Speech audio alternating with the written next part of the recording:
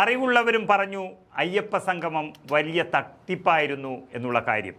അതായത് പിണറായി വിജയൻ തൻ്റെ ഭരണത്തിലാകെ 4 ദേവസ്വം ബോർഡ് പ്രസിഡന്റുമാരെയാണ് തിരുവിതാംകൂറിൽ നിയമിച്ചത്. അതിലാദ്യത്തെ 3 വലിയ കള്ളന്മാരായിരുന്നു എന്നുള്ളതാണ് കണ്ടെത്തിയത്. അത് നമ്മൾ പറഞ്ഞതല്ല, കോടതി തന്നെ പറഞ്ഞതാണ്. അതിൽ പത്മകുമാറും വാസുവും എന്ന 2 സ്വർണ്ണമോഷ്ടാക്കൾ ജയിലിൽ കിടന്നു.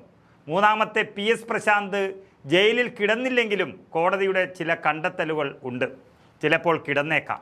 അങ്ങനെ സ്വർണം കട്ട് കൊണ്ടുപോയതിൻ്റെ ജാള്യത മറക്കാനും ജനങ്ങളെ ഒന്ന് കണ്ണിൽ പൊടിയിടാനും വേണ്ടിയാണ് 4ാമത്തെ പ്രസിഡന്റായി നല്ല വ്യക്തിത്വത്തിൻ്റെ ഉടമയായ K. ജയകുമാർ IAS നിയമിച്ചത്.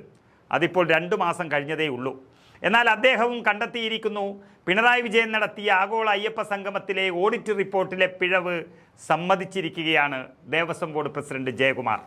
പിണറായി വിജയൻ നേരിട്ട് നടത്തിയ ഈ അയ്യപ്പ സംഗമത്തിൽ മുഴുവൻ കള്ളക്കണക്കുകളാണെന്ന് അറിഞ്ഞതോടെ ജനമിളകുന്ന ഒരു തരത്തിലേക്ക് കാര്യങ്ങൾ എത്തുകയായിരുന്നു.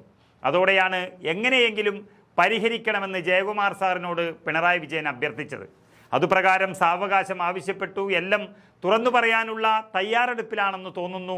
ജയകുമാറും സമ്മതിച്ചത് തട്ടിപ്പ് നടന്നു എന്നുള്ളത് തന്നെയാണ്.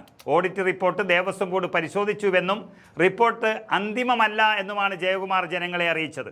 അതായത് പിണറായി വിജയൻ്റെ നേതൃത്വത്തിൽ നടന്നത് കാട്ടുകൊള്ളയാണെന്ന് പറയാതെ പറയുകയാണ് അദ്ദേഹം. അതുകൊണ്ട് തന്നെ ഇതുവരെ ഓഡിറ്റ് നടത്തിയതിൽ ശരിയും തെറ്റും കണ്ടെത്താൻ കഴിയുമെന്നും ഒരാളെയും വെറുതെ വിടില്ല എന്നും അദ്ദേഹം വ്യക്തമാക്കിയിരിക്കുന്നു. ഓഡിറ്റ് റിപ്പോർട്ടിൽ 27-ന് മുമ്പ് വ്യക്തത വരുത്തുമെന്നും ഇതിനായി ടാസ്ക് ഫോഴ്സ് രൂപീകരിച്ചുമെന്നും ജയകുമാർ വ്യക്തമാക്കി. ഈ അയ്യപ്പ സംഗമവും ഓഡിറ്റ് റിപ്പോർട്ടും പിണറായി വിജയൻ്റെ ജീവിതത്തിൽ തന്നെ ഒരു കറുത്ത അധ്യായമാണ്. കാരണം അത്രയ്ക്കും പച്ചയായി കട്ട് തിന്നതാണ്. അതുകൊണ്ട് തന്നെ അതിലെ കറുത്ത പൊട്ടുകൾ മായ്ക്കാൻ ആവുന്നത്ര നോക്കുകയാണ് അദ്ദേഹം. അത് ജയകുമാറിനെ ഏൽപ്പിച്ചിട്ടും അദ്ദേഹം കൂട്ടുനിൽക്കാൻ തയ്യാറായിട്ടില്ല എന്നാണ് വ്യക്തമാകുന്നത്.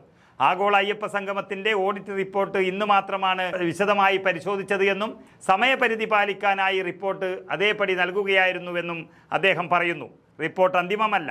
ചില സംശയങ്ങൾ സാധാരണ ചോദിക്കുകയും മറുപടി നൽകുകയും ചെയ്താൽ മാത്രമേ അത് അന്തിമമാകുകയുള്ളൂ എന്നും ജയകുമാർ വ്യക്തമാക്കുന്നു. ഇത് ഓഡിറ്ററുടെ കുഴപ്പമല്ല, സംശയങ്ങൾക്ക് കൃത്യമായ മറുപടി നൽകാത്തത് കൊണ്ടാണ് വീഴ്ചയുണ്ടായത്.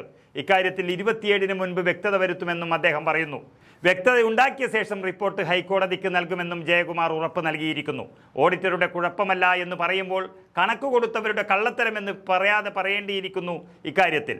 ഇതിലേറ്റവും പ്രധാനപ്പെട്ടത് ജയകുമാർ തുറന്നു പറഞ്ഞത് ഇതാണ്: ഭക്ഷണം കഴിച്ച കാര്യത്തിലായാലും നന്ദഗോവിന്ദം ഭജൻസിൻ്റെ കാര്യത്തിലായാലും വലിയ വീഴ്ച വന്നു എന്നുള്ളതാണ് അദ്ദേഹം വ്യക്തമാക്കിയത്. നടത്താത്ത ഭജൻസിൻ്റെ പേരിൽ 8 ലക്ഷം രൂപ എഴുതിയെടുത്ത കള്ളന്മാരാണിവർ എന്ന് കേരളം തിരിച്ചറിഞ്ഞതാണ്. എങ്കിലും ജയകുമാർ ചില പ്രത്യാശകൾ പ്രകടിപ്പിച്ചു. 4.99 കോടിയായി ചെലവ് നിജപ്പെടുത്തും. അദാനിയുടെ 3.85 കോടി രൂപ സ്പോൺസർഷിപ്പ് ലഭിക്കും. കൊടുക്കാൻ 1,15,00,000 ഇനി ബാക്കിയുണ്ട്. ബോർഡ് പണമെടുക്കില്ല എന്നാണ് അദ്ദേഹം പറഞ്ഞിരിക്കുന്നത്. പല സ്പോൺസർമാരും നേരത്തെ വാഗ്ദാനം ചെയ്തിട്ടുണ്ട്, അവരെ സമീപിക്കും. 7 കോടി രൂപയാണ് ഊരാലുങ്കൽ ആവശ്യപ്പെടുന്നത്. ഊരാലുങ്കൽ ഉപകരാർ നൽകിയാൽ തെറ്റില്ല, അതിൻ്റെ ബില്ലുകൾ വരട്ടെ എന്നും വിലയിരുത്തപ്പെടട്ടെ എന്നും ജയകുമാർ വ്യക്തമാക്കുന്നു.